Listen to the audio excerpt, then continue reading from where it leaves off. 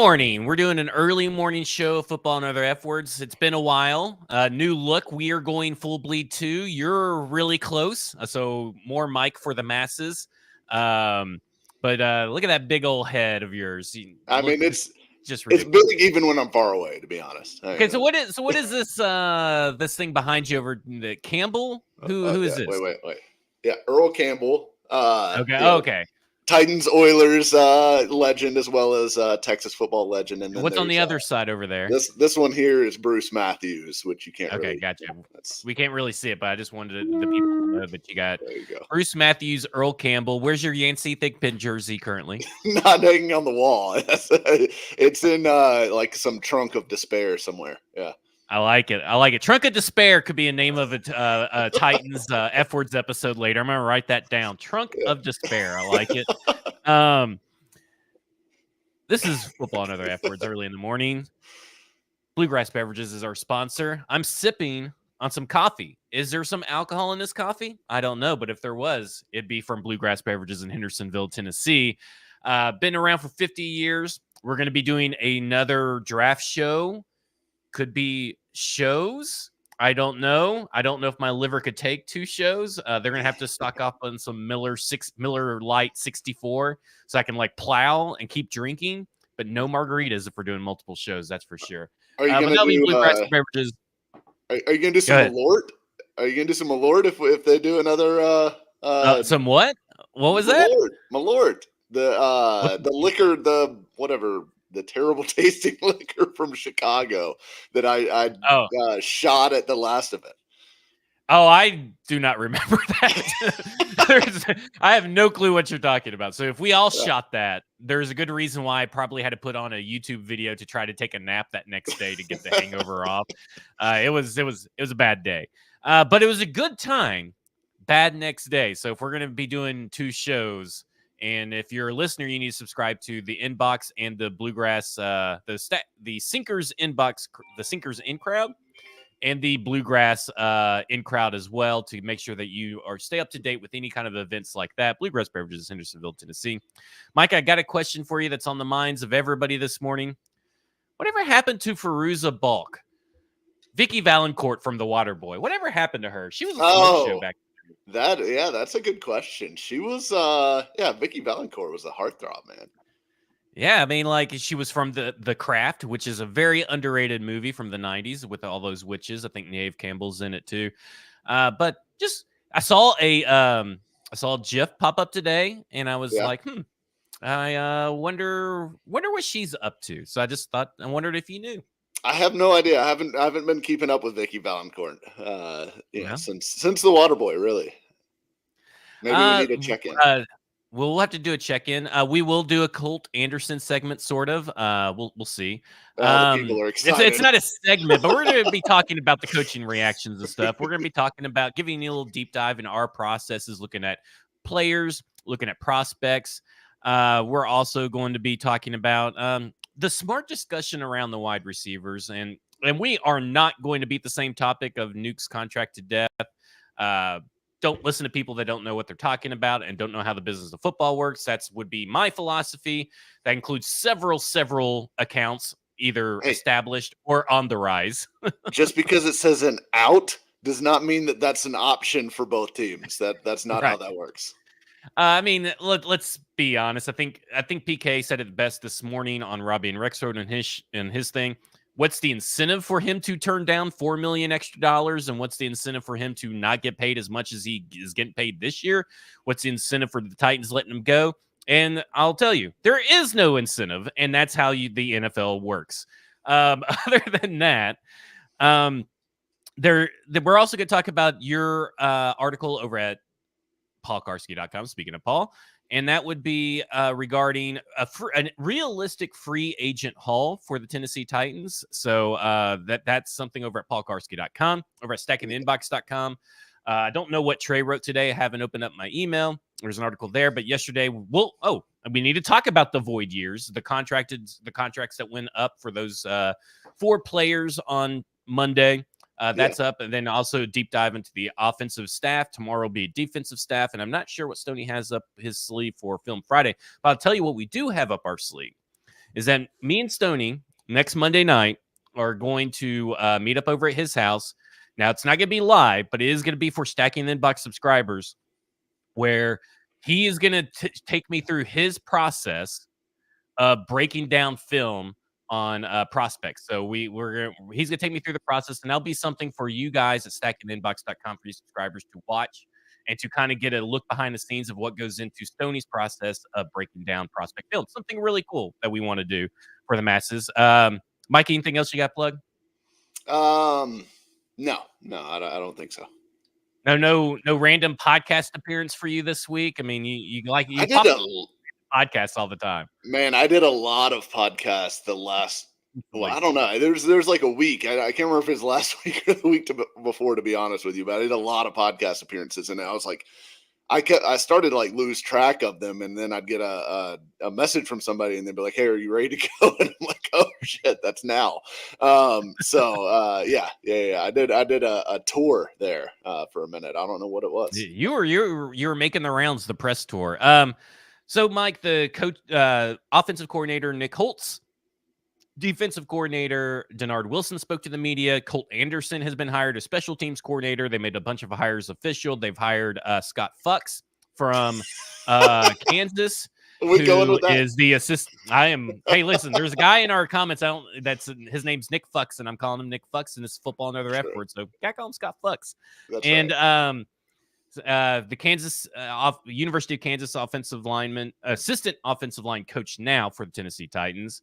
They also hired as a defensive analyst Steve Donatel, who is Ed Donatel, who has a working relationship with Brian Callahan from Denver. So see, look, Nick Fuchs, he's right there in the comments. Scott Fuchs, Nick Fuchs. There we go. Is he Scott Fuchs when it's going well? And then he's what happens when the special team sucks? And then he gets I don't know. I need to say this. There is some offensive line. I can't figure it out. And maybe someone in the comments, we got a lot of people in watching this at home. There is a character of some sort, whether it's on TV show or movie, and his last name is Fuchs, and they call him Fuchs all the time, and that's what they refer to him as. And I cannot remember who it is. I don't know if it's a cartoon or something, but maybe someone can do it. Either way, they made a lot of hires. All their hires are official now. Of course, we know that they're official because the Titans tweeted it out, but then also every other media account. There it is, Barry. That's it. Yes, Barry Fuchs on Barry is who it is. It was driving me nuts. But either way, and then all the local media guys, they also tweeted it out because they can't help themselves and just retweet. Anyways, your thoughts. Let's start with this. I think the press conferences went about how I thought they would go, as far as the personality, the answers, and all that kind of stuff. Yeah. But how wet did you get over the General George Patton quote? Because apparently, if you're a white guy, you fucking love that quote by Denard Wilson. Honestly, it wasn't even that got me like excited. It was just Denard Wilson's whole demeanor, the way he answered the questions, what he said about, we're going to be an attacking style defense, all the stuff. I mean, it's everything that you want to hear, right? And delivered in a way that, like, I just thought it was so clear that this guy has a presence about him. It's no wonder that players respond to him. He's a very good communicator. You can already tell. Completely over the moon about the whole Denard Wilson thing. I was a big fan of the hire to begin with. And that press conference certainly did nothing to cool off my burning fire for Denard Wilson. So, thrilled with him. Couldn't have gone better. That was an A+ press conference. If I ever saw one. Well, and it gave you I think both of these gave you a lot of information if you're able to stay awake through the Nick Holtz press conference. Because I see Square Up says it put him to sleep. Listen, you guys, if you were a Bobby Slowick head coach guy, that was your future. Like that was your press conference future was Nick Holtz, because they are they almost kind of look the same. They talk the same, they sound the same, they have the same cadence. That was your future head coach in Nick Holtz. Now, press conference wise, Yeah. But I think they both gave away a lot of information. Brian Callahan is he's not a secret keeper. He's going to tell you everything, I think, mostly that you are going to want to know about the X's and O's and the process and the thought logic. He may not tell you all the answers, but he's going to give you some good insight. Nick Holtz gave you some good insight into Will Levis and what he liked about Will Levis. But as I described him as Kmart Bobby Slowick, apt nickname. Yeah, I think so. I think that fits. I think that fits really well. And look, I mean, he's not a super dynamic personality, obviously. Certainly not like Denard Wilson, not even like Brian Callahan. Like Callahan, Callahan's a little dry relative to like what we're used to with Vrabel, frankly. But Callahan at least has a little bit more. Do you think he's more dry than Vrabel? Verb. Or are you just kind of used to it? Same. Well, I think Vrabel's a little. He's like bit a more nice dynamic. dry. He's like a nice Riesling, a dry Riesling. I just think Vrabel's a little bit more dynamic as a speaker. Now, like the amount of information he was going to give you was never going to be good. So I think we'll prefer hearing from Callahan because he'll actually talk to the media and not treat them as like, this necessary evil that he has to like, keep at arm's length, at all times for fear of, some other team getting hold of, his actual thought process on something. So I think we'll like listening to Callahan better, but I do think Vrabel's a little bit more dynamic of a personality overall. It'll be interesting to see Nick Holtz get his sea legs under him because he if you go on YouTube, he only has like one video. Yeah. And it was a sit down pre-recorded, video, and it's 4 minutes long. And that was 4 minutes too long. So he's a guy that hasn't been out in front of the camera. So it'll be fun to watch his progression, right? Yeah. Like, I mean, for everything we've heard about him, he's a really good communicator. He gets really along well with the players. He's very genuine and authentic. And maybe this is his genuine, authentic self. Maybe he is the nerd or the guy they kind of all pick on in the group of Cliff Kingsbury and Zach Taylor, Press Taylor, and Brian Callahan, because they all party, right? I mean, like, maybe he's just the guy in the group, right? There's always that one guy in the group that everybody kind of picks on that's just a really nice guy and they all like him, but he's just an easy target. I have to keep reminding myself that this guy played wide receiver in college at the University of Colorado. Him and Hunter Renfrow hit it well. I mean, they hit it off so well because they have the same hairline. They probably they're probably, Hunter Renfrow and him are probably the same age. They're both 37. So, or 39, however old Hunter Renfrow is at the moment. But that's probably why they hit it up. But this good sign for Kyle Phillips, though, who's also got a receding hairline. But this is a good sign for Kyle Phillips going forward. A forgotten man in the wide receiver discussion, which we'll kind of talk about all that later. Colt Anderson is hired. I swear to God, I just banned this Cristiano FC who keeps asking us to see. He must have gone to a different YouTube video. So anyway, Colt Anderson hired for the Tennessee Titans as special teams coordinator.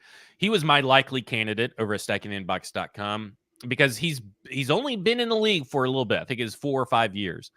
But all those years, he's been with one of the best special teams coaches in the NFL, which is the Bengals special teams coach. I think it's a really good hire. I don't know really where the experience comes from for that side of the ball, but maybe it just comes from Nick Folk. But I don't really know how much experience you need to be a special teams coordinator if you just know, how to block punts, which Craig Aukerman did not know. And he's been in the league way longer, did not know anything about special teams. So sometimes experience doesn't really matter. Sometimes special teams coaches may or may not matter. Maybe this could be the next Dave Taub, and maybe he is the next Craig Aukerman. I don't know, but I kind of like taking a chance on a younger guy at that particular position because I feel like the players that you're getting on special teams for the most part are the younger guys trying to make the team, trying to find their spot, the back end guys. So to me, I feel like Colt Anderson, who has a good pedigree, who was a good special team player himself, I feel like to me, this is a good hire for a good young team. What are your thoughts? Do you really have any thoughts? I honestly don't have like super strong thoughts on Colt Anderson. I mean, look, he was he's not that far removed from playing in the NFL, right? I think he was with the Bills in 2017 was kind of his last stop, and I don't know if he tried to stick around after that or not. Um, but it seems like he was out of the league for a few years and then got into coaching with the Bengals. It's interesting. He and Anthony Levine, who I guess will be his assistant or primary assistant on special teams, are about the same age, and both of them had playing careers that lasted, more than just a cup of coffee, right? I mean, even sticking in the league as long as Colt Anderson did, which was from 2009 to 2017. That's a significant NFL career, which primarily was because of his special teams contribution. So, well, look at what the Patriots did over Matt Slater. I mean, they basically threw the guy a fucking parade. I'd never seen a special teams player get so much love from a team like the Patriots gave Matt Slater. I mean, my God. Well, yeah, and Slater is probably, if not the best special team specialist. That was not a kicker that we've seen in the last 20 years. He's a pretty special dude in a lot of respects, and I do like him. But yeah, it was a What's little your overkill. favorite Matt Slater play? What's your favorite Matthew Slater play? I don't have okay. One. There you go. You sure do like him. But I do think that, I think it's interesting having a little bit younger guys there. I don't know that there's like strong feelings either way. We'll see. I told you guys, I think the last time we were on here, that I wasn't going to have strong opinions on the special teams coordinator, most likely, because I'm not going to say that I like closely study special teams schemes and things like that and have really strong opinions on which ones I'd want to copy. So the Bengals seem to be pretty good at special teams. I know, Evan McPherson kicks them through the uprights a whole lot, which is probably more of an Evan McPherson thing than a Colt Anderson thing, but they seem to be doing well enough that it's worth copying or trying to bring some of that in. So, perfectly happy with Colt Anderson as long as he doesn't get Ryan Stonehouse's leg broken. So, yeah. Square Up says, any history with Steve Donatel? Yes. His dad, Ed Donatel, is a former defensive coordinator for the Vikings, but he was also secondaries coach for the most part his whole NFL career. That cross paths with Brian Callahan in Denver. Steve also was a defensive analyst or assistant or quality control coach, one of those things, for Stanford for a long time. And that would be the David Shaw connection between David Shaw and Brian Callahan as well. And then, of course, there's also gonna get it. He was outside linebackers coach at University of Tennessee, Chattanooga. So there you go, 2018 outside linebackers coach. UTC. So probably a guy that they are going to rise up into the ranks. He'll be a position coach probably sooner rather than later. But that's a guy to keep your eye on. That's about it. I don't think there were any big surprises as the people they kept on. I think keeping Laurie Locust was smart. I think keeping Chris Harris was smart. Justin Otten was a tiny bit surprised, but he's going back to his natural position, which is tight ends coach, which I kind of want to talk about, because if you're not a subscriber to Stacking Inbox, I brought this up in my article about the offensive position coaches. And I think this is a really good thing for both Chig Okonkwo and Josh Whyle, because for those that may not know, the tight end coaches are involved in the run blocking, pass blocking game, because guess what? Your tight ends have to run block and pass block, right? So let me reiterate that. He was run game coordinator. Sorry, I'm getting my positions. He was run game coordinator. And so your tight ends are involved in the coordination of the run game, or as far as like learning how the run game is coordinated and how it works, because they both block in and all that kind of stuff. In the run game. Oof, I really fucked that up. Sorry, everybody. But either way, the reason I think that's good is because he obviously already knows how to communicate to both Chig and Josh Whyle. They have a relationship with him, and so that kind of gives him a leg up on other tight end position, other potential position coaches for tight end because of that. So I just wanted to throw that out there, that I think that is a good keep. Thoughts on that? Yeah, I would agree. I think Justin Otten is largely well thought of around the league.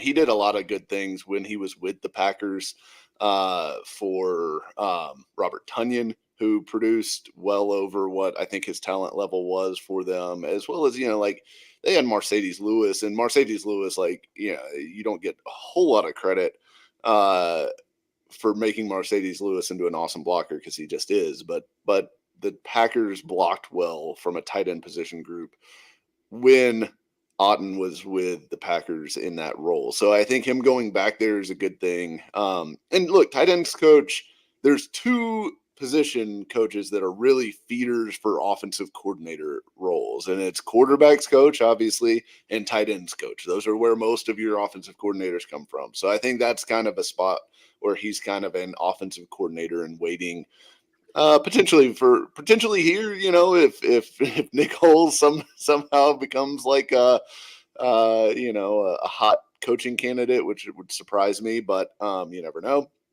Or if Justin Otten could have an opportunity elsewhere sooner rather than later, I think. But I do think it's good to keep him around. I also like that they kept Luke Stalker, who earned really positive reviews from what I understand as a coach. Is he coaching the fullbacks?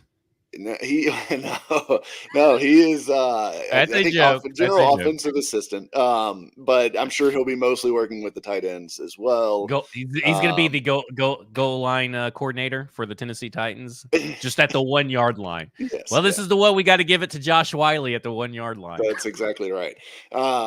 But I do like that they kept Stalker because I think Stalker, from what I understand, has earned strong reviews early on as a coach and could have a future here as well. So, yeah, I think it's good that they kept him on.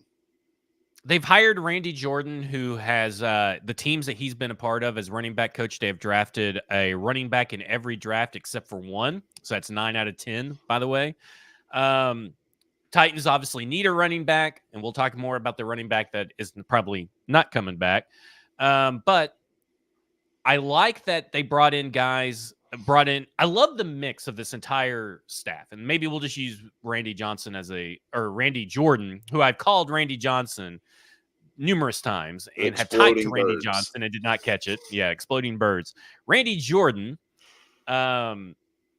And I like that they bring in a couple of guys that Bill Callahan is familiar with, especially a running back offensive line coach tandem. I really like that. Yeah. A guy that seems to – the guys that he drafts, I feel like are a little bit more complete running backs in terms of the three phases and all that kind of stuff. Guys that he famously drafted was Samaje Perine, who has turned into had like a second half of his career over at the with the Bengals and Denver and different stops. You also have Brian Robinson, Antonio Gibson, who's a free agent. And I don't know if he's on your article. I didn't bring cover Antonio Gibson back to Tennessee. I didn't cover running backs. Bring him. Because I got to like 5,000 words and I was like, I've got to stop. But I would say Antonio Gibson is somebody that I've thought about. Oh my gosh, I'd be so happy. Would be an interesting fit with Tyjae Spears because I think they're kind of similar-ish as far as what they can do. I keep saying this is what you want. Yeah, that you can just interchange. You want to have someone backs. that can do it all, and they both can do it all to varying degrees.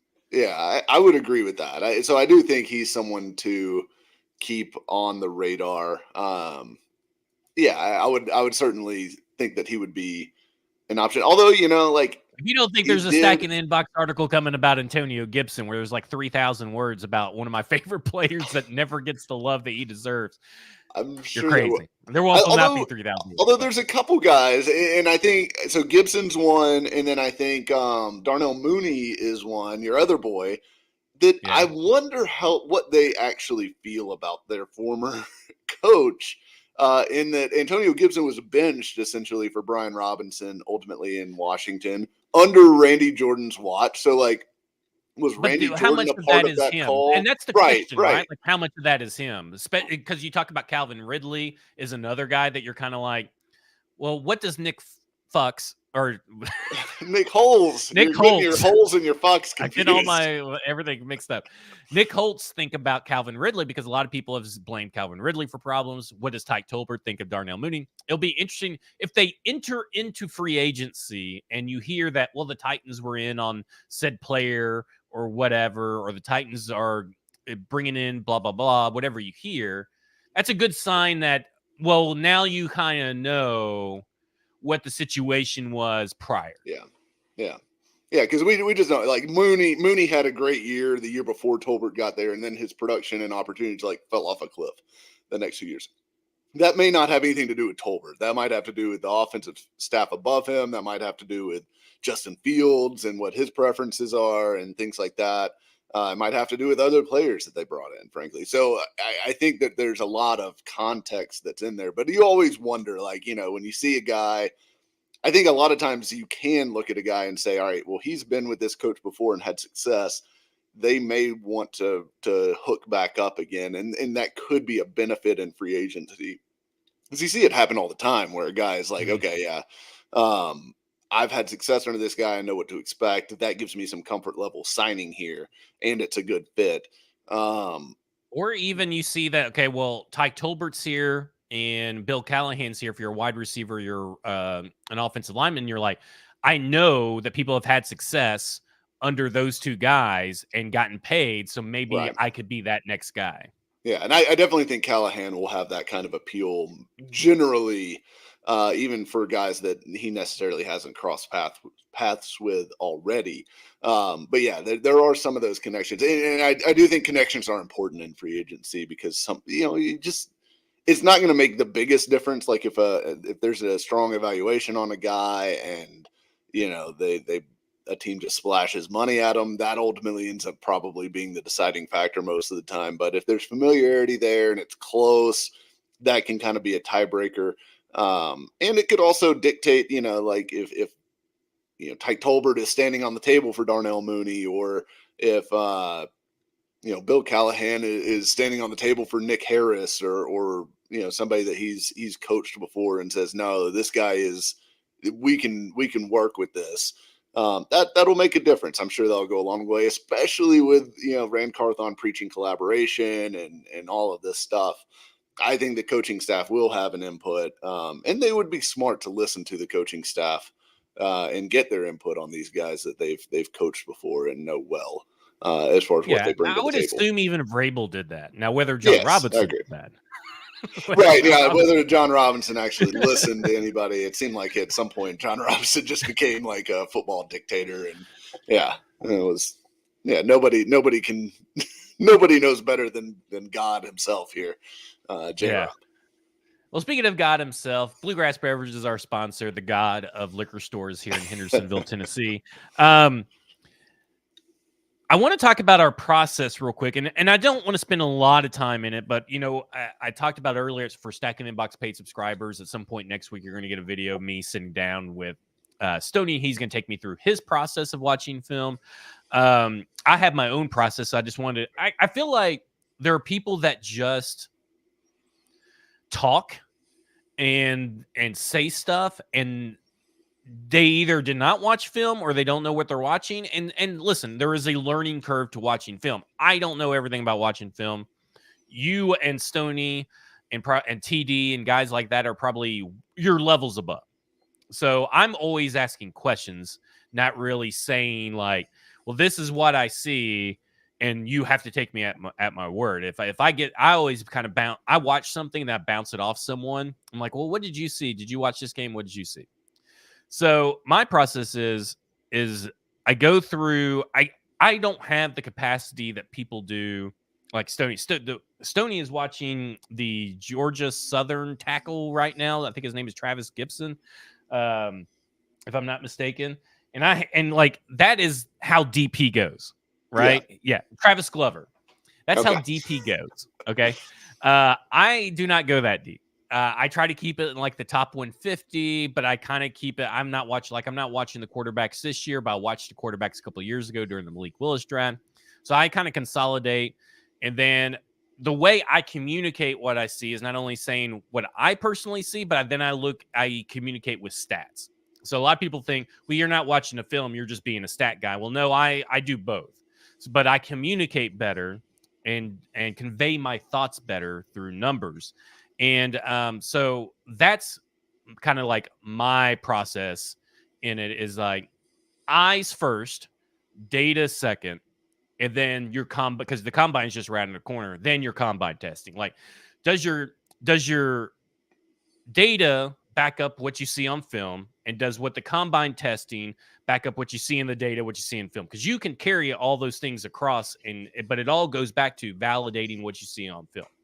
Yeah, And that's definitely. how I do it. Yeah, and I feel the same way. Like from watching a film standpoint, from a player evaluation angle, yeah, to me, I almost prefer, or really not almost, I do prefer when I can watch a player without really having a ton of preconceived notion of like what that player is, because I do think we get into this echo chamber thing where you Mhm. have a few of the big voices on Twitter. And I think a lot of the people that talk about watching film and things like that, really what they're doing is watching clips that people compile on Twitter, and then Or they're and then reading the articles and acting like, and kind of conveying, they're like reading articles or other people's scouting reports. Cause I've seen that a yeah, lot lately. It's like, well, I've read this and I've read that. And so that is my opinion now, yeah, or yeah, that is yeah. a fact. So because I read it from someone else, that must be a fact. Yeah. And who knows who they read it from? And I don't have any problem with people listening to smart accounts or taking someone else's evaluation Right. and putting stock in that. But I just don't like it when people represent that as, well, I watched the film and this is my opinion, but it's really not. But it's really based on this other guy's opinion who actually watched the film. So yeah, I think there is a lot of that goes on out there. But I think we end up in this big group think deal where a player gets this reputation on Twitter or in the football community generally, and you can't go against that. Like people just decide that, oh, I'm gonna watch the film, but now I'm looking for what everyone else is talking about, right? And I think that is, you kind of poison the well when you do that with a player.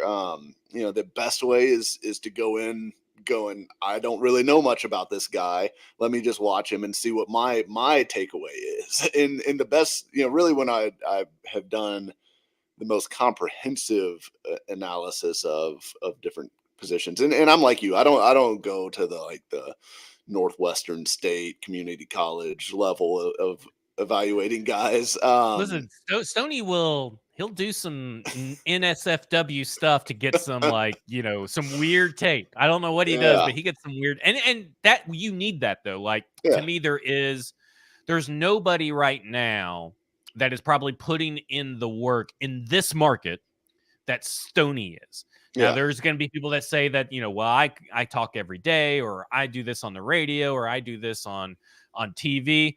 Nobody's putting in the work better than Stoney. That's how you get guys like Puka Nacua on your radar, Tyjae Spears before everybody else, because Stoney is putting in the work. yeah, Like, Puka Nacua was on his radar before anybody else, and before the Rams drafted him or anything. yeah, And he's really big on this Travis Glover kid. He's watching the tape versus LSU. There's guys like that are, to me, you're accepting a crown, Stoney. But to me, nobody puts in the work when it comes to draft prospect profiles, because he does it year round. I mean, this guy is like staying up late every night doing work that nobody else is willing to do. And they're like, I think a lot of people are reliant on their relationships with, agents or past players or something like that, reliant on other people's information and not putting in their own work. Because, and I think a perfect example is Rome Odunze, right? I get a little peeved, even though I do like Kratos the Fourth on Twitter, who retweets my RAS score about Rome Odunze like every 2 hours. But me and Stoney were kind of talking about Rome Odunze up in the Senior Bowl. He's like, I haven't really dived in. I don't really know if he's a blue chip prospect or not. And then he goes and watches the film about a week or so later. The film Friday's up at Stacking Inbox. He's like, dude's a blue chip player. And I think he's number 3, if I recall correctly, on his big board. And I think the problem with me is, like, I think there's this narrative out there that he can't separate and he has no yeah. speed to separate. And I don't I think disagree. that's a real narrative. And there's a clip from I think it was a Michigan State game that Stoney had up. And from the snap, the Michigan State corner already had his hips turned. Like, that's how much they feared Rome Odunze, right? His speed, his athleticism. That guy did not have to turn his hips. Then there's another play where they have Rome Odunze go completely diagonal. Now, I don't know if you know this. Some people might not know this. Your TVs are measured diagonally. So a 56-inch TV is diagonally a lot bigger than what you would measure width-wise. And he goes completely diagonal, the full length of the field in a normal, like, 2.5 seconds. And so to me, I feel like this idea that Rome Odunze doesn't have the athleticism to separate at the NFL level, I think is one of those echo chamber things. Yeah, I would agree with that. People talk like he's Keon Coleman or something like that, who I do think has real separation questions. Although Keon Coleman, my friend, I tell you, there's some real issues with Keon Coleman, and I see that someone's asking about him in the second round. But let me say this: so here's where data kind of comes in. I really like what I've seen about Keon Coleman highlight wise, right? Yeah. So I go back and I watch a few games, and I'm like, man, he just really isn't getting that separation. He really isn't doing a lot for Florida State, right? The offense as a whole. So I came across this dissertation where this guy took your average GPA in college, okay, per season. So every season, and compared that to your average GPA in the NFL. And there's a strong correlation that if you get above 30 EPA, you're likely to get 30 EPA per season, which is a very good mark in the NFL. Okay, so that 30 is elite, 20 is good enough. Okay, Keon Coleman is at 5.2. And so I think it was, give me 1 second, 17 receivers cracked Dane Brugler's top big board recently. He was dead last out of those 17. So I think I'm out on the Keon Coleman train when I look at the film matched with the data. When you take those two things, I think I'm out on Keon Coleman because I know he's going to kill the combine. I think I'm out on him. He's going to go the combine. He's also, I think, still 20 years old. So he's a really young prospect, which, tends to be helpful for a guy's draft stock. So I think he's still going to go probably end of round 1 or maybe top of round 2, but I'm not sure he fits what the Titans need him to be. Because to me, he is Treylon Burks. Like he is Treylon Burks again. As a prospect, and I just don't think that that's the fit that the Titans. That same article warned everybody about Treylon Burks, by the way, because this was from the Treylon Burks draft, and it warned everybody that and I can't get the data. You have to have a data engineer get this data from Sports Info Solutions, but talks about the other big attribute is performance against press coverage, and he only had 22 routes ran against press coverage, and his EPA and all that kind of stuff was trash. Yeah, there you go.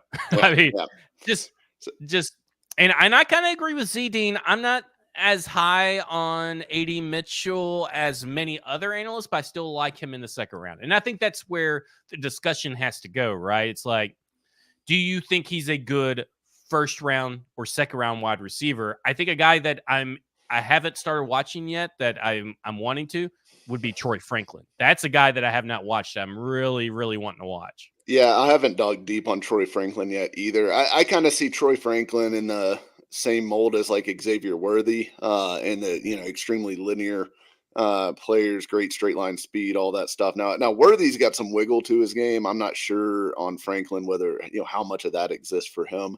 But those are the guys that I think are going to be in that mix at 38 if the Titans do go offensive line in the first round. I think it's going to be that AD Mitchell, Keon Coleman, Xavier Worthy, Troy Franklin kind of class.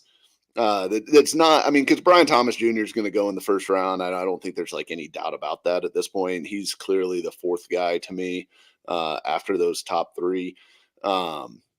So I think that's going to kind of be what you're hoping for if you go offensive line early. But I guess to get in, and by the way, I haven't really finalized things because I need to go back and watch some more Marvin Harrison Jr. But after watching Malik Neighbors pretty closely, I'm having a hard time seeing why he's not wide receiver 1, to be honest. I think he's going to be my top guy at the end of the day here. Well, I talked about EPA per season, right? And being, 30 being the elite. He's number 1. Malik Neighbors here's your top 3. Malik Neighbors at 46.4 EPA per season. So this includes seasons where they're not the official starter, by the way. 46.4 per season. Troy Franklin's number 2 at 42.3. And Marvin Harrison is number 3 at 41.9. So just to throw that out there. Now, listen, Malik Neighbors, his 3 seasons dating back from this past year to 2021 is like 82, 44, and 12. So like he got better, but I'm with you. I really think that Malik Neighbors should be in conversation to being the number 1 wide receiver, and that may be the surprise of the draft. I don't want to spend too much time on that because we got plenty of time to go. Sure. But I want to preach common sense. I would be very careful of certain accounts that do not put their name or their face to the account that you've never seen, presenting stuff as fact. Not presenting stuff. I'm okay with presenting stuff as opinion. In my opinion, such and such player does such and such thing well. I'm okay with that. But people who present it as fact are very dangerous at this time of year and spread misinformation. So I just want you have to use some common sense when you're going through this. And I would just not interact with those accounts because you're just going to, even if you're just tell them that they're, dumb or an idiot. And listen, I do it too. I do it a lot. And I'm trying to be better at it. But even if you do, that is still giving them a platform and giving them what they want, which is attention. So just be very careful out there. It's that time of year. Fake accounts pop up, right? NFL rooms. The NFL rums, the aggregator, the fake aggregators. JPA football. All that kind of stuff. But there's even people that are trying to do this in the local media. If they're a new account, they're on their way if they are truly putting in the work to being something you could trust. Just don't go ahead and just take them like at their word just because they're a Titans account, like a Titans fan account or whatever. And especially when it comes to contracts, guys, I don't like to toot my own horn or anything. In fact, yes, I do. I like to toot the horn all the time. I'm just going to say it. I don't think anybody puts in the work or does the contract work quite like I do. Don't fall for the trap of these people who A to Z has hired salary cap gurus, and they said like Derrick Henry was like 2-year, $20 million deal. And I just wanted to drive wherever those 2 idiots are at. Not Zach and I don't think there's anybody in Nashville, by the way, but whoever these 2 idiots that they hired, and just destroy them because they're idiots. And then like it prevents everything to not send like a dissertation to Jared Stillman on 102.5 because that guy has no clue about the fucking cap and the stuff that he says, just says it's not real, Yeah. So just be very careful. There are very few people in Titans media that you need to trust when it comes to some of this stuff, and I think 2 of them are right here. Now toot our horns, and I'll toot your horn for you. Thank you. Thank you. But speaking of all this misinformation and stuff, I want to talk about the wide receiver discussion that's kind of driving me nuts, but in a different way. Ayuk is going to play for the San Francisco 49ers. T. Higgins is going to play for the Cincinnati Bengals. I'm convinced there's no reason for it. Ayuk, if they get an extension done this year, they save about $10 million against the cap. So there's no reason that they couldn't get an extension done. And people who are like, whoa, what about the cap next year and all that kind of stuff? People will get cut over time. People will get restructured over time. Their cap is not what it is right now is not going to be what it is next year by the end of this offseason anyway. They've got Brock Purdy. The salary cap hasn't even been settled yet. It was everybody projected it at 252 or 255, right? And then it came down to 241 or 242, and now they're saying it's going to be closer to 250. Like the cap hasn't been settled yet, right? So, which I mean, in all that, and I don't know that number really matters that much. By the way, like because I mean, at the end of the day, I think the Titans actually might benefit from it being lower, just because the teams at the bottom, will be more crunched, whereas the Titans who are at the top of the salary cap available, that makes their dollars worth more relative to the rest of the league. When the rest of the league doesn't have any money and you've got a bunch of money, I think that's better than what the alternative would be if everybody's got money and you just have slightly more money. So I think ultimately it's better for the Titans if it's a little bit lower, even if everyone's going to want it to be higher because they want to see we've got $70 And million. it likely or will, whatever. because they do. Yeah, I think it will be. For those that don't know, they get the new media, they get all the rights and agreements in from the external sources of revenue, and then they sit down with the NFLPA, and they all have this big discussion and brouhaha about what the cap's going to be set at, and then the cap is set. And then, of course, every year the cap goes up and all the kind of stuff. So, in saying all that, Brandon Ayuk is going to be there, right? Like that to me he is their wide receiver one. And I think if you look at the targets over the last 2 years, look at the yards and all that kind of stuff, the data backs that up. He's become their wide receiver one, and he's a wide receiver one in the NFL. T. Higgins is a wide receiver too. So, here's where I want to take this discussion. Because there's a discussion out there that T. Higgins is this all-time great deep ball threat. He's better than Ayuk. They've been better since they both entered in the league. And me and you, we've both been fans of both when they were coming into the draft. But we were higher on Brandon Ayuk than we were anybody else. Mm-hmm. But we are higher on Ayuk than we were T. Higgins. Yeah. And we have been Ayuk fans this whole time. So when you talk about comparing careers, Ayuk has a higher yards per reception, an all-pro, a higher reception percentage, a higher yards after catch per reception, lower drop percentage, and a higher EPA per target and points earned per route than T. Higgins. There is nothing out there in my mind, data-wise or on film, that suggests that T. Higgins is better than Brandon Ayuk. Am I wrong in that? Absolutely not. And he's done it all catching passes from Jimmy Garoppolo and Brock Purdy, while T. Higgins has had Joe Burrow. And look, I mean, I think Brock Purdy's actually, a pretty good quarterback, but he's not as good as Joe Burrow. And I know Kyle Shanahan's a great offensive wizard and puts his players in position to succeed, all that. Guess what? So does Zach Taylor. I mean, it's not like the Bengals are struggling offensively or stuck with some archaic system. In fact, they throw the ball a lot more than San Francisco does. So there's more opportunities for Higgins to theoretically catch passes. I think Ayuk is Higgins has averaged more better. targets and more routes run during his 4 years in Ayuk. So that should tell you right there how the offenses are deployed over in San Francisco versus Cincinnati. Yeah, absolutely. And I mean, you look at, how those guys in the trajectory as well, Ayuk has been on this very clear upwards trajectory through his first 4 years. He stays on the field pretty much constantly.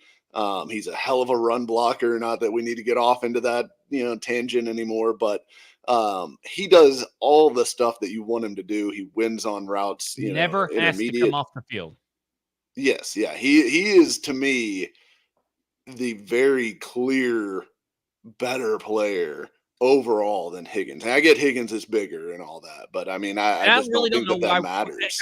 And the reason we're discussing this, so I could just take a pause. Neither of these guys are going to be a two-tone blue. Okay, right. And we're nice, but I'm using this as kind of a tie-in back to looking at film, looking at data, and using common sense. Is that I don't understand this idea that Ayuk is not the better player. There's nothing that backs that up. I mean, even if you look at 2023, right? Just take 2023. Ayuk got less cushion from the defender, but had more separation. Okay? So he is better in that regard too. And this idea that T. Higgins is a deep ball catch artist, well, if you go back to 2023, so anybody that tells you that he is a jump ball specialist is just looking at a few highlights that he had. And that's not to say that he's not a jump ball specialist, but as far as being a deep threat, this idea that T. Higgins is a deep threat is he's got a 21.4% reception rate on 20-plus deep balls thrown his way, 12.5% contested catch rate, and a drop percent of 25%. That's horribly bad numbers for 2023. I mean, Gabe Davis has better numbers.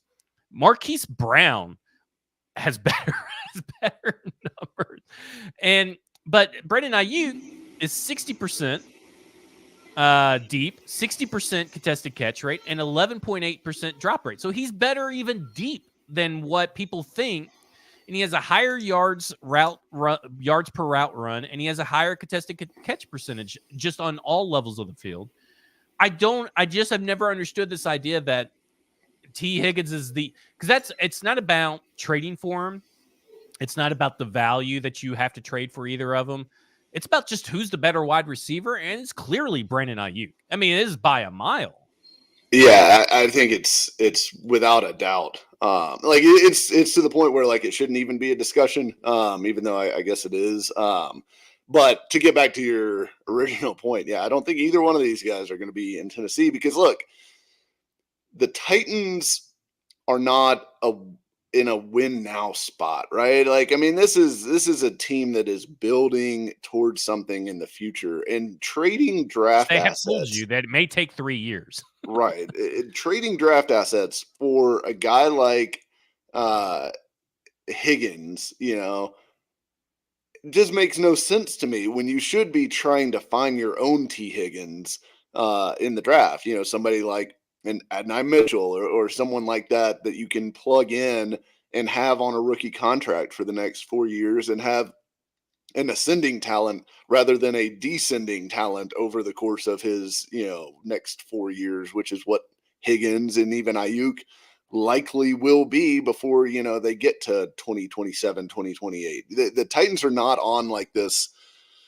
I went back through and part of my article, kind of the lead into my article for PaulKowarski.com today was looking at, all right, players who are guaranteed to be on the 53-man roster this season that are currently on the roster that are guaranteed. I came up with like 17 guys that I feel like have a 90% chance or better of being on the 53-man roster when the season kicks off. Both sides of the ball, yeah, total. Okay. And that even includes guys that I feel like probably shouldn't be on the list. Like I think Jalen Duncan and Otis Reese were on there, which probably I think they're probably on the roster, which is why I included them there, but it's not like they're going to be starters, right? Like those are not starters most likely. I came up with like 9 starters, I think maybe 9 or 10 starters that I feel like you can just say, all right, those guys are in place. So there's like 12 starting spots sitting there that have to be filled this offseason. This is not going to be like all right, well, the Titans are right back to, being a 12-win team next year. I just don't think that there's any way that that's happening. I think this is going to be a little bit of a build from where they are today. I think it's going to take them some time to arrive at their destination. So I don't think they need to be doing things like trading draft picks for, in their prime receivers to try to, jumpstart this thing. I think they need to be patient. You've got your veteran receiver in DeAndre Hopkins. Build around Will Levis with guys that are on Will Levis's timeline. I guess is my overall point. So don't be trading draft capital for guys that are expensive and are going to require top of the market money. Like it makes sense when I don't know, I guess teams like the Eagles do it, who have a good infrastructure and a good roster around, and they can just inject AJ Brown into it. But can I ask you a question? Yeah. About the Eagles just real quick. By the way, Kevin Byard, cap casualty? Yeah. Who could have predicted that? Right. Yeah. Shocker. Maybe he'll want to sign back here. I should not bring him back because I know there are going to be people that are like, no, they should bring Kevin Byard on a cheap contract. No, they should not bring Kevin Byard back. They should not be looking to the past. They should be looking to the future. Exactly. They need to be signing in the guys that they should be targeting in free agency. And I put together like a projected signings list, which if you want to, we can talk about who's on that list just to go through it if you want. But out of all the guys that were on that list, I think I had 2 guys out of the 9 who were like 29 or above. Everyone else was younger guys that are, in their prime, or, hopefully even like Patrick Queen, 24 years old, just entering his prime, really. Like those are the guys that they need to be targeting in free agency, not trying to grab a bunch of 30-something dudes that are at the end of their careers. Because what's the point? You're going to get 1 year out of them on a 7-win team, and then what? You get nothing. So yeah, that's just not that's not the direction they need to be going. Like you said, forward, not backwards. So let me ask you a question, because we're talking about these wide receivers and free agents and stuff. Yeah. And people don't like Gabe Davis. Yeah. But if you're looking at these three wide receivers, Gabe Davis, Marquise Brown, Hollywood Brown, and Darnell Mooney. Yeah. I think you go Gabe Davis, right? I mean, like, if those were your three options, which is that's not how free agency works.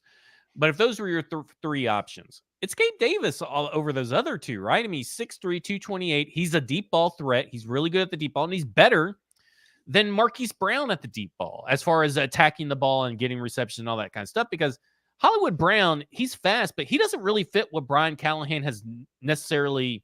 He's so small. And I don't feel like that's what Brian Callahan wants to have. So I feel like, to me, this is here's my flag I'm planting.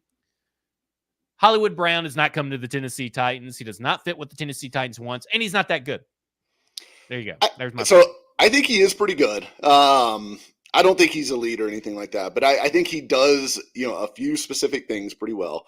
I think his speed would be a huge deal for this offense, which is the one reason why I'm very intrigued by him.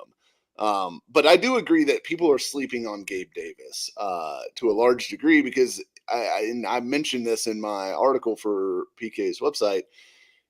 Gabe Davis doesn't have like the speed, at least as far as like the Hollywood Brown type of speed. Like, he's not a 4.3 guy. He's like a 4.5-6 guy, but he's won vertically consistently for the Bills. He's been their deep threat and successfully done that. And he's been extremely consistent. He's also another guy like Patrick Queen, who's just 24 years old.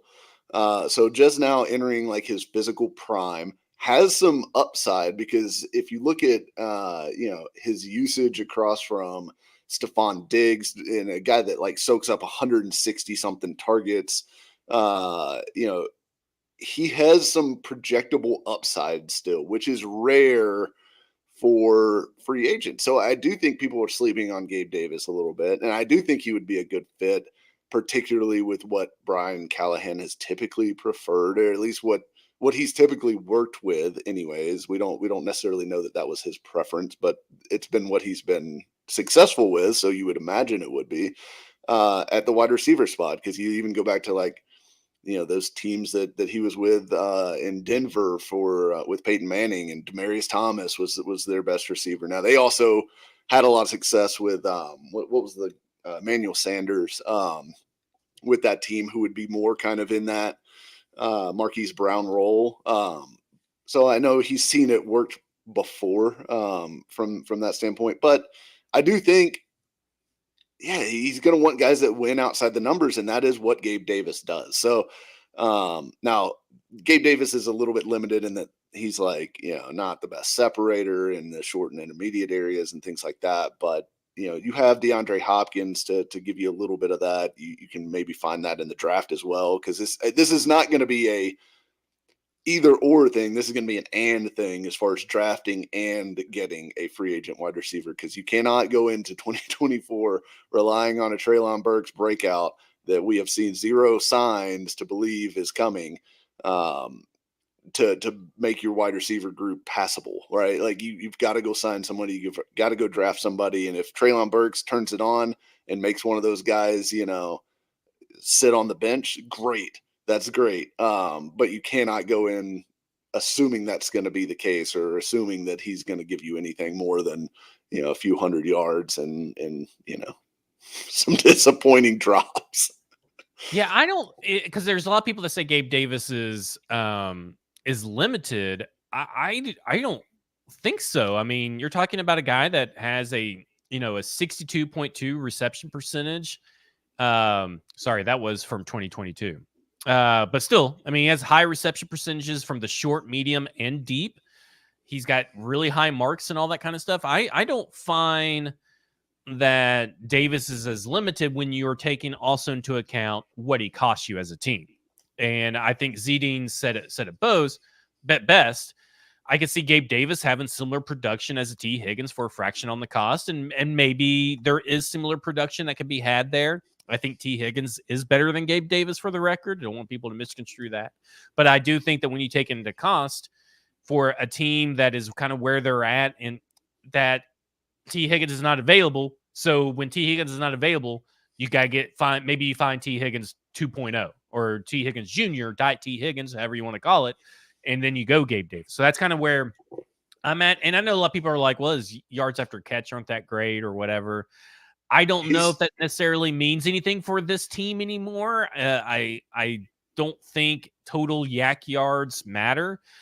Yak per reception maybe does, but in total yak yards, I don't think for these guys that are bringing in, for these guys making the decisions in the front office, I don't feel like these guys are really worried about how much yak a guy has. They're worried about, and Gabe Davis has shown this in playoff games, can you be the guy in the final minutes that gets us the yardage or the touchdown that we need to win a game? And Gabe Davis is kind of that guy. Yeah, so I'm a little torn on Davis because I do think that I don't think he's a complete receiver, and I don't think that there's any scenario where you sign him and then when Hopkins, his contract expires at the end of next season, that Gabe Davis is your wide receiver one and you're really happy about that. Well, no. Like, Gabe Davis is not the solution to anything. Correct. So I think that there's limits to, because I think Higgins does have that kind of upside. And I know you're not saying that he's better, but I think that there's a distinct like tier difference there. And I do think Davis some of his efficiency metrics are concerning, like his yards per route run are not good. And that's been pretty consistent over the course of his career. And I wonder how much of that is what he was asked to do and how he was asked to do it in the Bills offense, because he was the deep threat. He was, largely,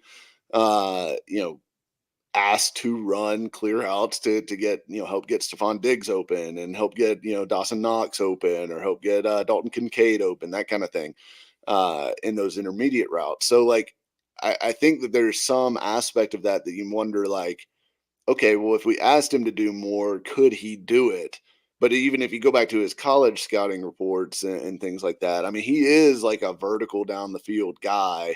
And those were the concerns coming out, is whether he could do more than that. And he hasn't really shown that he can do more than that so far in his NFL career. So I think he fits in the fact that he provides a very clear value to this team and something that they need.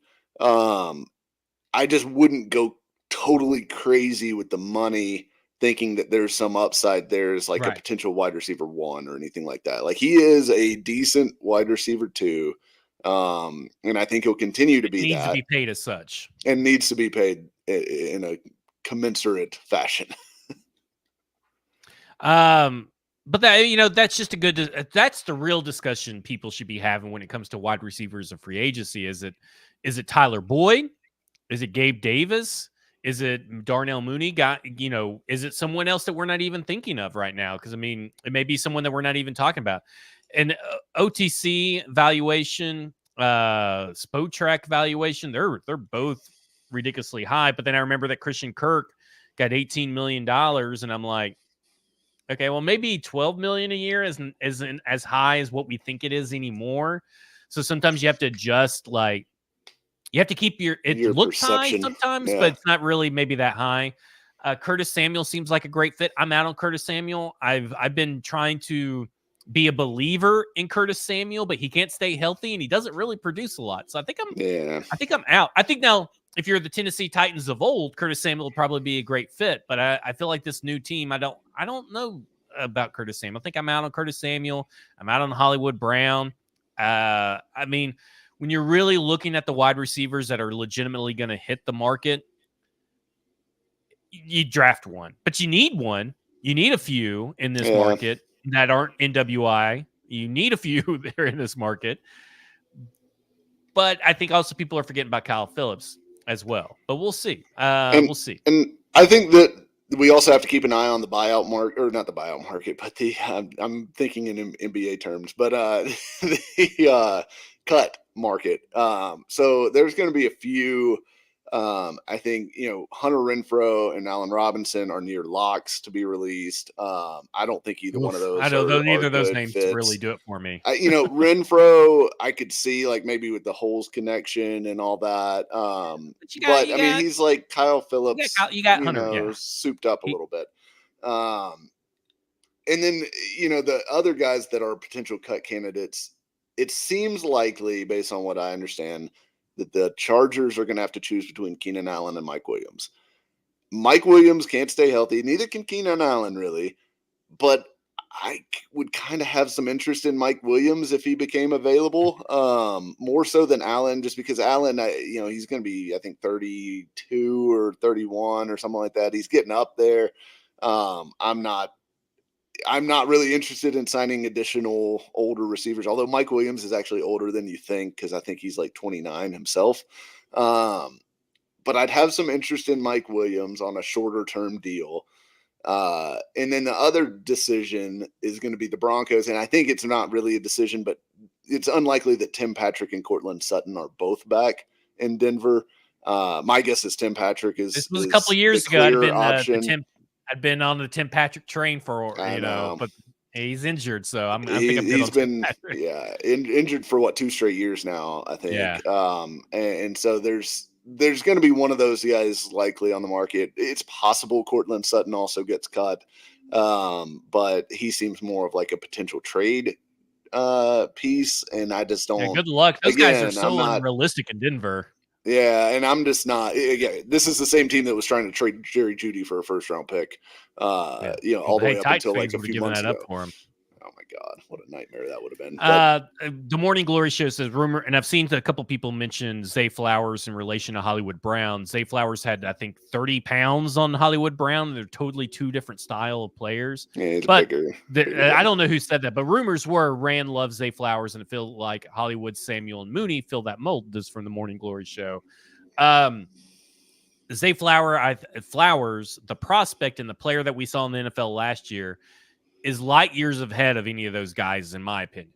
Like, I wouldn't see Hollywood played a totally different style. Samuel's never been as good as Zay Flowers is, and Darnell Mooney is not in the same style, in my opinion, of play. I will say, Flowers, I just looked it up. The Flowers in Hollywood are about the same size, but build wise, you wouldn't think that. Same height. Flowers, well, no, same weight too. No. Hollywood Brown was 166 or something like that, and Zay Flowers weighed 182. His official weight, Hollywood Brown's official weight is 180, according to the NFL. Where do you see that? Because at the combine, he measured 166. Yeah. Well, those are like taken from the team website, so I'm sure someone put that. But maybe he's gained, 14 pounds. But that just means that Zay Flowers will also gain some muscle and weight over the course, because at the combine, he weighed 166 pounds. Hollywood Brown did. And Zay Flowers weighed 182 at the combine. I've got a 2020 article here talking about how Marquise Brown put on 23 pounds in 2 months. Heading into that means Zay Flowers can too. Maybe Zay Flowers will be at 200 at some point in his career later on down the road. But as far as where they were as prospects, none of those guys are anything like Zay Flowers, in my opinion. Zay Flowers was a guy who on tape played way bigger than any of these guys have played in the NFL today. And so I think they're totally different stylistically. He's a more physical player without doubt. Yeah. Right. And that's kind of where I'm at. Like, when you talk about physicality, I would say that while the size isn't there, Josh Downs, Zay Flowers play with more physicality than any of those guys. If you want to lump someone maybe in those guys and maybe be Tank Dell, I don't know. I don't think so, because Tank Dell is just so explosive off the line. Maybe he's like Hollywood Brown. But at the end of the day, we'll have to see what Tank Dell does now, right? Like, we talked about his size, and he may have all the speed in the world, but if his injury takes some of that speed away, or he never gets back to full health, there's a guy that kind of didn't make it. But Either way, not to get I off will on this say, tangent. I will say, I'm in on Hollywood Brown. I was in on him in the draft when he I came did out listen. and The all Titans are that. not signing Uh, Hollywood Brown. You I'm in on just him. get off of it. Put it I'm in in your on trunk him of because despair. look, they need speed desperately. He's got speed. He could be a vertical threat, and I do think he pairs well. Here's my reasoning: I do think he pairs well with Will Levis, who we've seen is in love with the deep ball and in love with his arm and can throw it, But he can't catch 70 it. yards. Well, I He think doesn't catch. He has he a can. horrible reception percentage. Well, that's fine because that's also because he's targeted way down the field often, which is a lower completion percentage throw generally. But I don't think it's that he drops a ton of deep balls or anything like that. I think he is capable of getting open deep, and if he has a receiver who can push the ball down the field like that, that maybe that could be a good marriage. Now, I don't think he's going to come here and be a 1,200-yard receiver or anything like that, but I do think he could be useful for this team in a way that makes sense for the Titans. If you look at a team that has DeAndre Hopkins and has Treylon Burks currently on it, and is likely to add a receiver in the draft, I think it gives you a different body type, a different skill set that you don't have currently. And look, this team desperately needs playmakers, and I think Hollywood Brown is a playmaker. So that's my Hollywood Brown pitch. What's your favorite Hollywood Brown play? I don't have one. Because I don't see this playmaker thing. I mean, he's got 4 touchdowns, 3 touchdowns last 2 seasons. I do not see the playmaker. He's had one barely 1,000-yard season out of his 5. Yeah, I don't see. I mean, look, I'm not saying he's like a superstar. I'm just saying he brings something different to the table that they don't currently have. Yeah, I mean, I agree with that, but get something better than that. And I think this is the draft to do it, is in my opinion. I agree. Like, in my opinion, yeah. To me, the draft over Hollywood Brown. You can't talk me into Hollywood Brown, and the Titans will not be talked into Hollywood Brown because he's not going to be here at Tennessee Titans. So this is all wasted breath. I'll be honest, as much as I've talked about this free agent class sucking at tackle, particularly left tackle, this wide receiver free agent class sucks, honestly, at the end of the day, because so did I know people will list T. Higgins. T. Higgins is not going to hit free agency. He's going to be tagged. Mike Evans, I actually do think will hit free agency, but I don't think he's coming here, and I don't think he's a fit. Michael Pittman Jr., he's going to be tagged. He's not going to hit free agency. Calvin Ridley may be tagged. I don't know if you really want him necessarily. But then after that, it just falls off, and it's your Gabe Davises, your Hollywood Browns, your Tyler Boyds, your Darnell Mooney's, your guys that really don't move the needle. Yeah. If Nick Holtz wants Calvin Ridley, yeah, then I'm willing to give him a pass. Then I'm in. Yeah, that will tell you everything you need to know about Calvin Ridley. So that I'm in on that. The Combine news cycle's coming up, and let's wrap it up with this. Bluegrass Beverages is our sponsor. Hendersonville, Tennessee, over 50 years. Go over there and make sure that you get all your alcohol needs over there. So, Mike, the Combine news cycle's coming up. Next week is the Combine. I believe Wednesday, I think, we'll be in the midst of Combine stuff, maybe interviews and all that kind of stuff. But the Combine news cycle. And this ties into, the reports of Derrick Henry being traded, right? Kate popped up last year. You had other stuff that popped up throughout that year. Be very careful about the Combine news cycle because there's going to be a lot of rumors, but the Combine news cycle, if you hear something from a reliable source, take it to the bank. That thing is circulating and happening because everybody, and I mean everybody, goes and gets drunk at these bars or St. Elmo's or restaurants, and they all blab. They all talk to each other. They all let stuff go. They blow off a lot of steam. Yeah. So just make sure that if it's from a trusted source, it's going to heat up. If it's from a trusted source, pay attention. So we'll be paying attention to what some rumors and news cycles coming out from about the Tennessee Titans. But this is where, you kind of dip your toe into free agent water. You have a couple conversations with some free agents or some agents of potential free agents, kind of, figure out what the market is. Hey, what about Nashville? No income taxes, blah, blah, blah. Just make sure that you guys just pay attention. And also make sure you decipher appropriately. Yeah, and yeah, it is just going to be a bunch of GMs getting drunk around media people at St. Elmo's every night.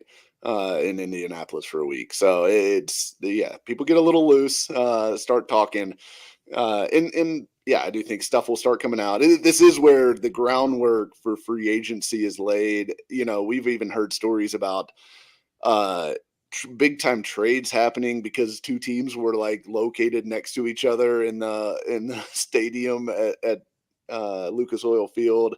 And they were just talking next door, and then a trade ended up coming out of that. So it is kind of this big mixing pot event for the entire NFL, where a lot of business gets done, or at least gets started at the combine. And I think I find the combine very interesting for certain position groups, namely tight end, edge rusher.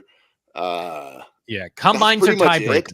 Those are the so everybody needs to know this: combines are tiebreakers. No one really shoots way up a board. Nobody goes from a fourth round to a first round because of the combine. But I combines do think are tiebreakers. Sometimes you'll see a guy and you're like, man, he looks athletic on tape, but it's hard to like quantify, like, well, okay, what is that? And then you see the combine results and you're like, okay, wow, yeah, that guy's a freak. So I think it can confirm kind of what you see. But if the tape totally doesn't match, like if a guy has bad, slow tape and then he runs really fast at the combine, maybe you go back and look again, or ask around if he had an injury or something like that.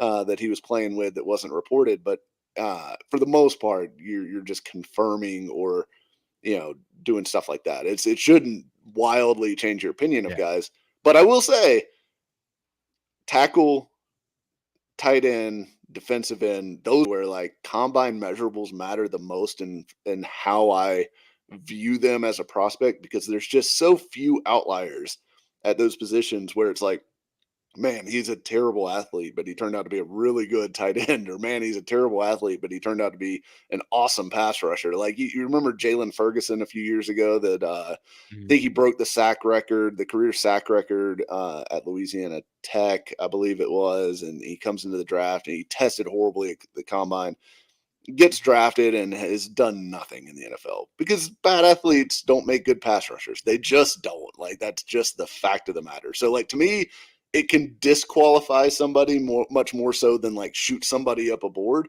But it'll be interesting nonetheless to kind of see how that all shakes out. There's a few exceptions at tackle, but most of your tackles are like 80th or 90th percent RAS guys. So I'm excited for RAS week next week.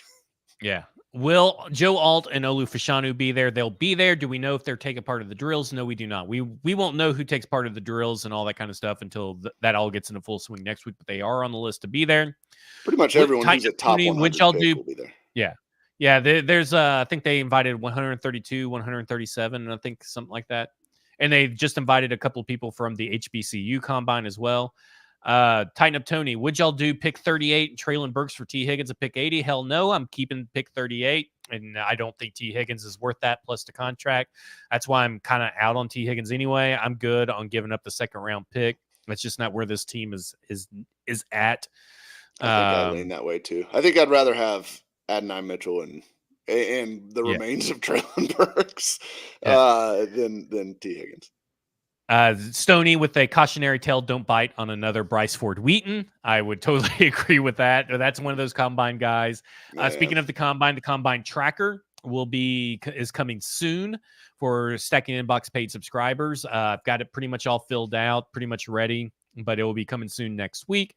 For those that don't know, I keep up with all the combine tracker, and I have comparables to or NFL players that have been good at those positions and what their measurables are. It's just something to compare to kind of see like, oh, well, DeAndre Hopkins had a bad combine. So does this automatically disqualify that player?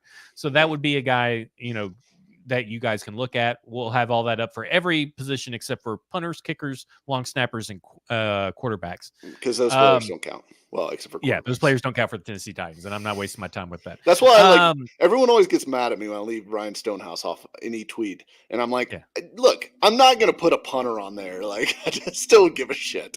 He's good. Yeah. I think he's valuable in a certain way, but like, he's not going to be the reason that they win a Super Bowl at any point or whatever. Like, come on, man. Real quick, Derrick Henry. I wrote about Derrick Yeah. Henry and the void years and all that kind of stuff, and we didn't get into it. But just real quick, he wants to go to a Super Bowl team. The Titans tried to trade him all last year, unsuccessful, but tried to trade him. And apparently, Vrabel didn't get what he wanted, or Rand maybe didn't get what they wanted in return. They do not. They also let the void years accelerate. Now, Over the Cap has a mysterious $700K floating around out there. I don't know where that's coming from because he didn't hit any incentives he didn't have any incentives to hit that at least are listed anywhere. Mm-hmm. But I mean, we're talking about 4,700 in dead cap. The problem is if you signed someone like an Antonio Gibson, if you signed someone like an AJ Dillon, Deontay Foreman, AJ Dillon maybe, or draft a guy, they all come in cheaper over the next 2 years in extending Derrick Henry. And Derrick Henry does not want to be here. The Tennessee Titans have obviously kind of let their actions speak louder than their words. Maybe Brian Callahan changes things. Maybe Randy Jordan changes things. I doubt it, or they would have probably tried to work out an extension. But that $4.7 million is added on to whatever his cap hit is if he were to come back to the Tennessee Titans. So there's a potential chance that you're costing yourself $7 million this year and $7 million next year if it's a 1-year deal, or even if it's a 2-year deal. It does not make sense fiscally. And this is a team built on analytics. And what do analytics people say all the time? Running backs don't matter. And with the running back free agent market, I really just don't think Derrick Henry is going to be here in the Tennessee Titans. I've been on that for a while now. If Vrabel was here, I'd be like, okay, he's coming back. He probably would have already had a deal done, but he is not coming back this year, in my opinion. I would agree with that. I don't think he's coming back, and I think earmuffs, if you're sensitive, I think he's going to be a Raven. I just think he is. Raven or Eagles? I could see the Eagles. Because the what was it on? He could go be a winner over at Philadelphia. Oh yeah, the winner squad over there. I think busting with the boys. He said there was 2 AFC teams, and look, if you go through the list, the ones that make sense are the Ravens, maybe the Bills. Although I think James Cook has really become. I don't think that the Bills make sense. People keep bringing that up. I don't think so. I don't either, because I think James Cook's emergence has made it to where he doesn't make sense there anymore. Now, I could see potentially maybe the Chiefs, although that would be such a weird fit in their offense. But Pacheco's so much, in my opinion, better than Derrick Henry now. I still think Derrick Henry's better than Pacheco, but I don't think that they have such a big need at running back, given that Pacheco's cheap. He's pretty good. That they need to spend their money there, right? Like that they need to spend their money on wide receivers. They need to spend their money on Chris Jones, on trying to keep L'Jarius Sneed, although I don't want them to do that because I would love L'Jarius Sneed in Nashville. But I think that the Chiefs need to spend their money elsewhere. To me, the Ravens make sense. He's a physical player. That's a physical team. They want to run the ball a lot. They've had a role for Gus Edwards. He is better than Gus Edwards, without doubt, right? Like that is very clear. And if you can upgrade that spot and give them some more leadership, like he fits their culture and everything like that. And I don't mean to say nice things about the Ravens on a Titans podcast. I get that, but that is a perfect fit. And he gets the chance to go try to win a Super Bowl with a guy that like he's friends with and Lamar Jackson has trained with before, things like that. That makes perfect sense to me. I think that's what's going to happen. I think he's going to be a Raven, and I think people are going to be really mad and upset about it for a few days, and then they'll move right back on to, having hope for the Titans. So I think Eagles, Cowboys, and Ravens will all be in the mix for Derrick Henry services, the free agency. And I think that in the big scheme of things, that those teams all make sense. I have a really hard time figuring out an AFC team other than the Ravens that makes sense to me. And to be honest, I think the Tennessee Titans can do better by getting this is a new team, and I think that's what people have to realize, and that's what we'll end our show on. This is a new team. We know nothing about this team because this is another long episode, of course. We know nothing about this team, and we know nothing. We know very little about what this team values and doesn't value, other than we know that it values a wide receiver, it values offensive line and offense, and it values playing physical man coverage, which means that Noah Dory Jackson, for those who are floating that name to come back, That's insanity. Here's the corners. L'Jarius Sneed would be wonderful. Jalen Johnson, I'd like cut my right leg off to get Jalen Johnson in Nashville, but he's not gonna make it to the market. L'Jarius Sneed. What do you think of Sneed is? Are you saying that Sneed has a better chance? He has a better chance because Chris Jones is there, and the Chiefs may not be able to make it work for both of those guys, even with like using the franchise tag, which I think they're probably more likely to tag Sneed than they are to tag Jones, because of the fact that the tag on Jones would be like $30 million or $32 million or something like that this year. But he's got a better chance. But I think that the guys that you want to watch at corner while we're here, L'Jarius Sneed, if he comes available, but then Kendall Fuller, who has a connection with both Denard Wilson and Chris Harris Jr. No, I'm sorry. He just has a connection with Chris Harris Jr., but he was with him for 3 years in Washington. Really good player, really high football IQ, really high football character, does all the stuff that they want. Would be a home run signing to me. Chidobe Awuzie, who has the experience with Brian Callahan, is another physical outside corner, really good player, coming off of an ACL injury. He was coming off of an ACL injury this year, which hampered him a little bit and caused his play to be like not quite as good as it had been before. But if you can get a guy that's coming into the second year off of that ACL, that's proven historically to be better. I think he's a good buy low candidate because of that. And then the other guy that I'll throw out there is Ronald Darby.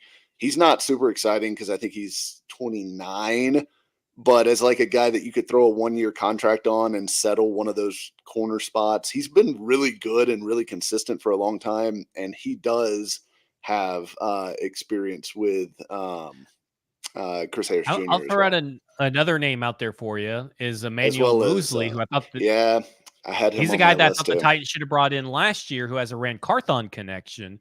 Now he is coming off an injury, so this may be a buy low candidate. But I think that if you like walked away, let's take Sneed off the board. Let's take Jalen Johnson off the board. If you walked away with a Chidobe Awuzie and Emmanuel Mosley, I'm feeling pretty good about what that is compared to last year. Even if you throw in maybe a Kendall Fuller in place of one of those guys.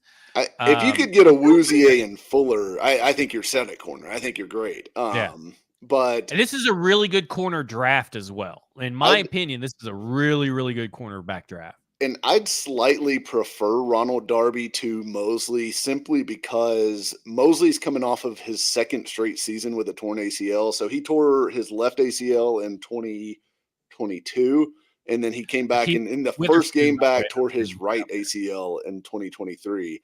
And so I think he's likely to miss some time heading into the first month of the season. So to me, that's kind of and there's also like a big injury. Like, is he still going to have juice coming back from that and all that too? So I think there's questions there with the injury stuff that make me a little bit more hesitant on him compared to a guy like Ronald Darby, who has been on the field more recently and things like that. But I do think Philo Witherspoon is a guy that I think everybody should put on their radar as well. He was pretty good for them last year. I was a big fan. He also has a Rand Carthon connection.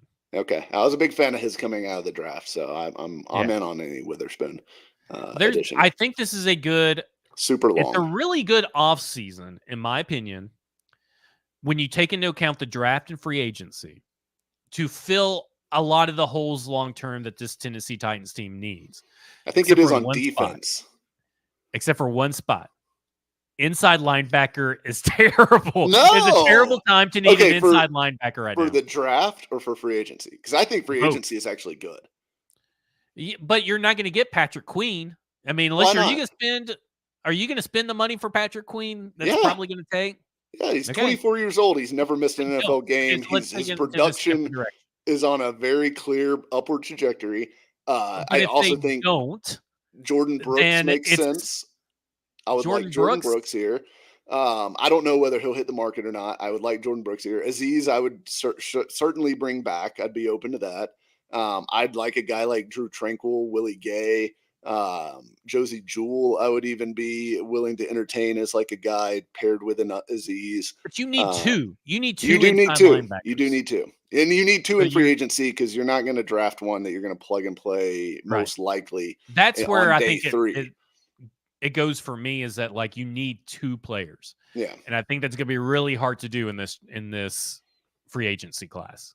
Yeah. I mean, I could see that, but could you bring back Aziz and also get Patrick Queen? I think you could. Yeah. And I think that would make a really good combination too. My God, that would be light years. I wouldn't know what to do. I wouldn't know what I'm watching. Yeah, it would be a lot of fun. So I actually think inside linebacker is good in free agency. I think edge rusher is a good spot in free agency to address because I don't think Danico Autry is probably going to come back. All right. We got another episodes to go. Okay, we gotta get out of here. We got a couple weeks for free agency. We could talk about more free agency stuff. We're just I'm all gassed. That's what I called it. That's why I called this podcast just two dudes talking football because that's what we did. We just covered a variety of topics. Bluegrass Beverages, thanks to them for being our sponsor through these long drawn out episodes. I swear to God, I am trying to get 1 hour episodes done, but it does not look like that's going to happen. It is the off season, and somehow we have longer shows in the off season than we do during the regular season. For Mike Herndon, at Mike Herndon NFL on X, I'm Zach Lyons. You can follow me on X at FWordsPod. This has been Football and Other F Words. StackingInbox.com, PaulKarski.com. Go subscribe. And you have just been effed.